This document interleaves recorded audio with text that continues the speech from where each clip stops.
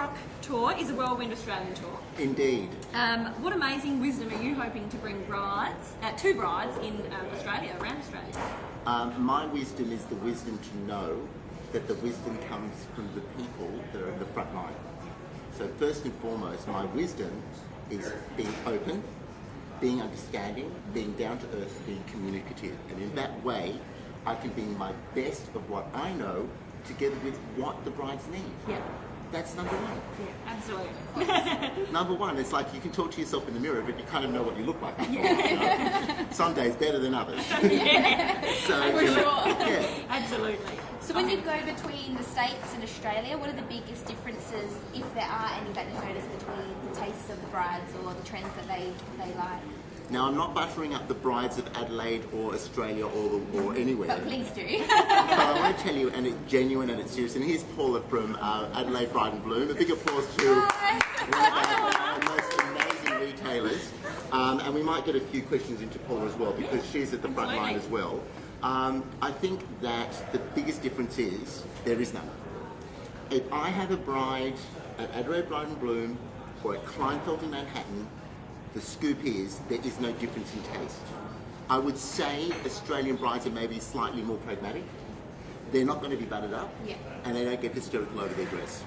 You know, they realise there's more to life. I mean, by that I'm not saying they don't get stressed. No. But I just think that we have a little bit more of a let's get on with it attitude. Yes, like the world doesn't stop if there's a problem.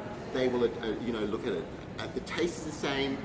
The sophistication is the same. We're all influenced by the same electronic, internet, Twitter, Instagram, Facebook, wedding gurus world that we live in. Thank you. Thank you. But the truth.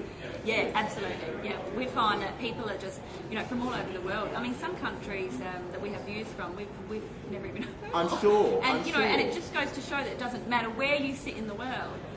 There are brides, and they are looking for beauty, sophistication, class. It's good news. Yeah. Let me tell you, and my mum is sitting here during this interview, when I was a wee snippet, a little bit older now, at 6 years old, I used to remember clearly, and this is what's such a point of view of interest, there used to be 6 or 7 different collections for Australia alone. Wow. I'm not joking. We had the range for South Australia, we had the range for Northern Territory, we had the range... Each state. And that was that, and then full of figure brides. They weren't supposed to wear what brides from 8 to 18 were wearing. Oh no, that was taboo. So then my parents had to, I swear, I know, it seems like, can you remember, Mum? Yep. So then, at another point, we had to do a whole collection for full of figures.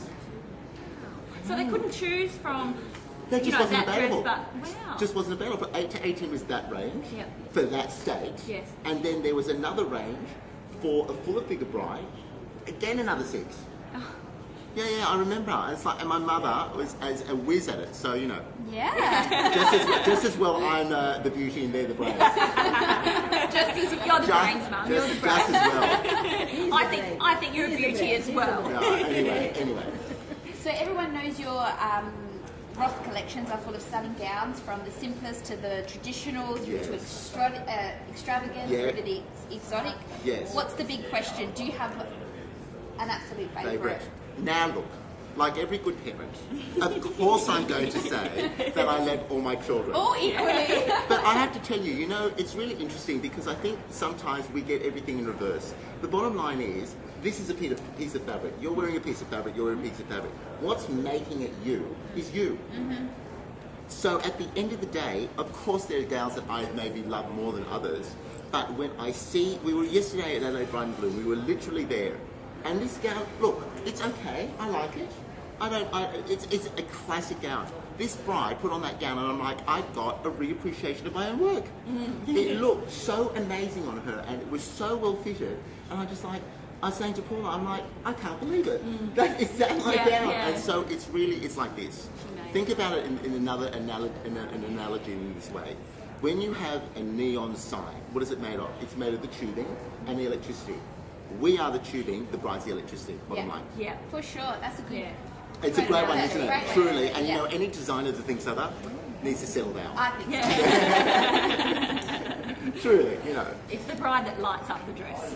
Yeah. And that's true. What gives you the inspiration to call the dresses the names that you do? Is it quite just My mother and my sister had a baby naming book. And you just choose. And we choose, and it has to talk to us. Yeah. Does that look like Isabella? And then let me tell you. My daughter's name. Is that right? All right. I can't. Too much high fiving, and I've been in the States too long. My father says, "What's with the old clapping and the high five?" I said, "Look, I've been living in the States for 15 years. They love that.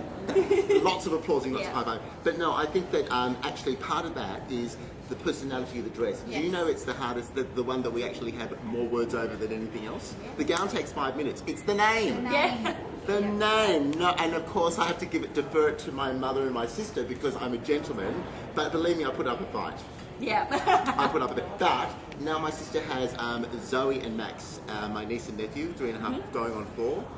And that is, of course, a home of the light. Yeah. And we've just now got a new gown called Maxie Adores Zoe. Oh, and we've got Zoe and Zoe too, and they're just divine. Yeah. They're just divine. And this is my niece and nephew, Zoe and Max, on my mother's cell phone. So there you they're go. beautiful. They are, and you know, she's wearing a tutu. She's wearing a tutu made by Uncle, and I'll take that as close as you can. So anyway, that's who they are. Beautiful. Yeah, there you are. So that's inspiration, really is. Gorgeous. Yeah. Now, with the dreaded global financial crisis upon us, many are counting their pennies. Can brides still find affordable beauties among your range? I don't think the global crisis is ever going anywhere, to be honest with you. I think we are in a new economy.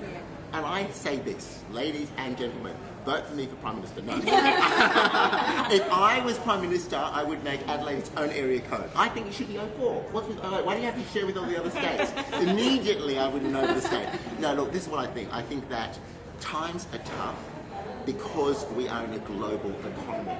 You're not just competing in South Australia with Australia, you're competing with the globe. There's advantages and disadvantages. But Australian brides, and particularly South Australian brides, they're savvy.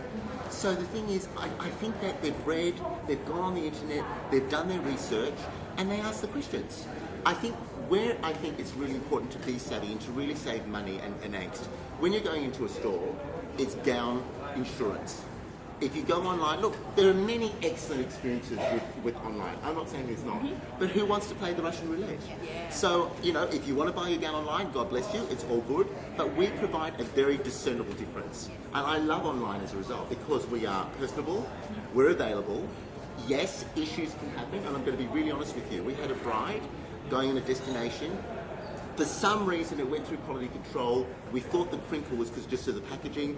Finally, 4 days before her wedding, Paula calls me up in New York and says, you know what? The gown's not increasing. We have a really major, 4 days before.